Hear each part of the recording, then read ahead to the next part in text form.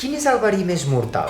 Avui al Radical Lliure descobrirem si el bitxo amb més capacitat de matar-te és una aranya, un escorpí o una serp. De matar-te si ets tan soca com per creuar-te en el seu camí. Perquè què vols que et digui? Passejant per la Garrotxa no te'ls trobaràs pas,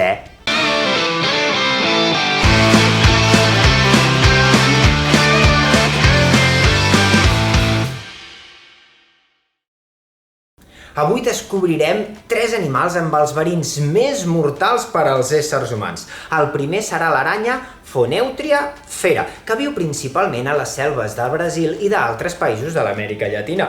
Aquesta preciositat d'aquí pot mesurar entre 15 i 17 centímetres i té el verí més letal de totes les aranyes. El que passa és que el seu verí no s'ha estudiat molt perquè és una aranya que viu feliç a les selves i no ataca gaire els éssers humans. El verí que sí que s'ha estudiat és el de la seva cosina, l'aranya bananera. Es tracta d'un còctel amb 98 toxines neurotòxiques. Què dius? Per què vols tantes toxines? Doncs per assegurar-se que, com a mínim alguna, et busqui les pessigolles. Moltes d'aquestes toxines afecten la bomba sodi-potasi, que, per exemple, a les neurones permet la transmissió dels impulsos elèctrics. Diuen que el verí de l'aranya bananera s'ha estudiat molt més perquè en ser una aranya que viu en els camps de bananers i ser molt agressiva, ataca molt més els éssers humans i, per tant, hi ha moltes més picotades d'aquest aràcnid. Però jo crec que en realitat s'ha estudiat molt més perquè, a més de provocar dolor intens, pèrdua del control muscular i problemes en la respiració, també provoca ereccions entre 4 i 12 hores! Però espera! Abans de que prenguis una mala decisió, tingues en compte que aquestes ereccions són només dels cossos cavernosos del penis, mentre que el gland es manté flàccid, la qual cosa resulta molt dolorosa. Passem ara als escorpins, que a més de ser un tatuatge molt recurrent, són també un tipus d'aràcnids. Els escorpins tenen aquestes pinces que fan servir per atrapar les preses i tenen l'agulló amb el qual injecten el verí. I pots quedar-te amb aquesta regla. Com més grans siguin les pinces i l'escorpí en general, menys potent serà el seu verí. Per tant, si et creues amb un escorpí, més val que sigui gros. Però si hi ha quelcom que em licua el cervell és l'origen químic del verí dels escorpins, que no el coneixem exactament, però tenim una teoria.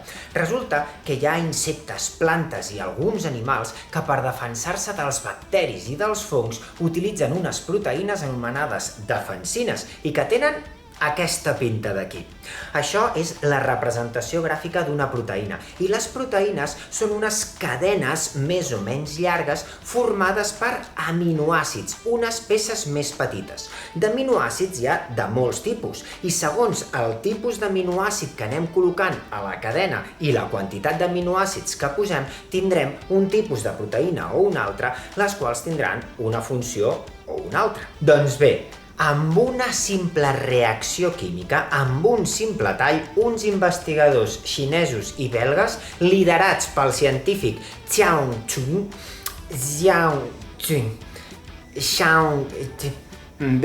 aquest d'aquí, han sigut capaços de transformar aquesta defensina d'aquí en aquesta neurotoxina d'aquí. Fixeu-vos que tan sols hem retallat els 12 últims aminoàcids, aquesta mena de cueta que té la proteïna al final de tot, i hem transformat una proteïna que era capaç de mantenir a ratlla bacteris i fongs en una neurotoxina capaç de matar mamífers com els éssers humans. Amb petits canvis en aquests tipus de proteïnes, els escorpins van generant diferents tipus de toxines per donar lloc a còctels que poden ser més o menys mortals. Cada escorpí anirà fent el seu. L'escorpí que ostenta el rècord de tenir el verí més mortal de tots és l'escorpí palestí groc, que, com hauràs deduït, viu a Palestina, a altres zones de l'Orient Mitjà i al nord d'Àfrica. La seva picotada és extremadament dolorosa, però és que si no es tracta amb rapidesa, pot arribar a ser mortal. I al capdamunt d'aquesta macabra classificació trobem la serp més verinosa del món, el taipà de l'interior. És nativa d'Austràlia i amb una sola mossegada produeix prou verí com per matar, atenció, a 125 persones. Tela marinera.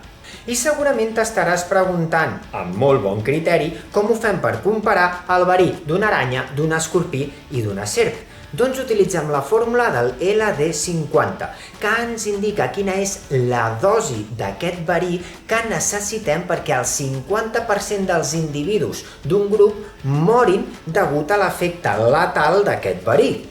Normalment fem servir ratolins. I el nostre rànquing queda així. En tercera posició, l'aranya Phoneutria fera, amb una LD50 de 0,63 mil·ligrams per quilo. És a dir, que hauries de fer servir 0,63 mil·ligrams del verí per cada quilo de ratolí perquè la meitat dels individus del grup on ho estàs provant. En segona posició tenim l'escorpí palestí groc, amb una LD50 de 0,16. I en primera posició, el taipà de l'interior, amb una LD50, atenció, de 0,01 mil·ligrams per quilo, 10 vegades més potent que la de l'escorpí i 60 vegades més potent que la de l'aranya. I és que mentre que a l'any moren menys de 50 persones per picades d'aranya i unes 5.000 per picades d'escorpí, tenim més de 50.000 morts per mossegades de serp. Però saps quin és l'ésser viu que més éssers humans assassina a l'any? Doncs sí, nosaltres mateixos, els propis éssers humans, amb les guerres, les fams, la violència que exercim uns individus sobre els altres, els éssers humans som l'únic ésser viu del planeta que exerceix una violència tan salvatge sobre si mateix. I jo li dic, a totes aquestes persones que causen la mort dels altres éssers humans, que es deixin estar de tanta violència, que facin altres coses, no sé, macramé, anar de compres amb la seva parella, o seguir el radical lliure, tu, que a més d'estar entretingudets, aprendran coses interessants.